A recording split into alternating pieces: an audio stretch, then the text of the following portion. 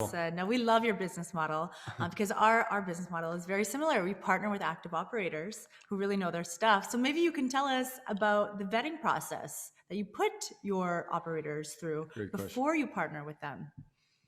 Yeah, it's a great question. It's actually the most important part of our process. I mean, in between the idea of how do you connect with great sponsors or operators and how do you connect with great investors and make sure that they have the right values and expectations. It all starts for us with the sponsor. It all starts with understanding where do we want to go and invest in and who is currently an expert investing in that space. And so we spend lots of time at conferences, doing cold outreach, really understanding who is dominating in the market and how can we be of value or service to them. How can we bring some of our expertise to the table that are really going to help them grow their business more effectively and be a very powerful strategic partnership.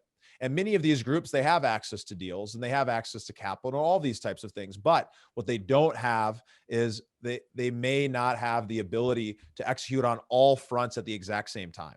And so by being able to come together in partnership, we end up bringing huge amounts of value. And oftentimes we might see access to deals that maybe they haven't even seen yet, which is surprising when someone's so deeply ingrained in a market. But when it comes to the due diligence portion, we really spend time getting to know people individually.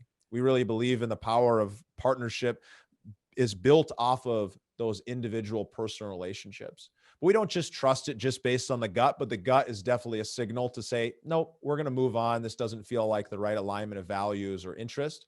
But as we move past that first feeling and those relationships that we're developing individually, we like to start asking questions. How have they dealt with problems in the past? And we start to look to verify that information is true. So we bring people through kind of a deep vetting process. We look at past deals. We understand what were the projections versus the current versus what's been communicated to investors. And through that process, it really gives us a good feeling and understanding of how somebody communicates and how they're going to end up communicating with us and therefore how they're going to be able to deliver for our investors. And so through this process, we have a very high confidence level in moving forward. And to be honest, we talk with a lot of sponsors in these local markets, and majority of people just aren't a great fit.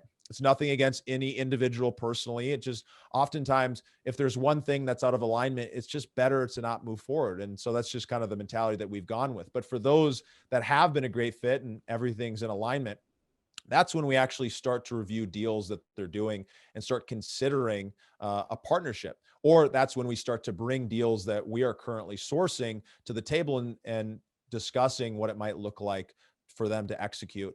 And so it's only at that point, once we're very comfortable, we really understand who they are, what they're about, we really have those aligned values, that we decide to, get married per se and start pursuing, a life together in that market.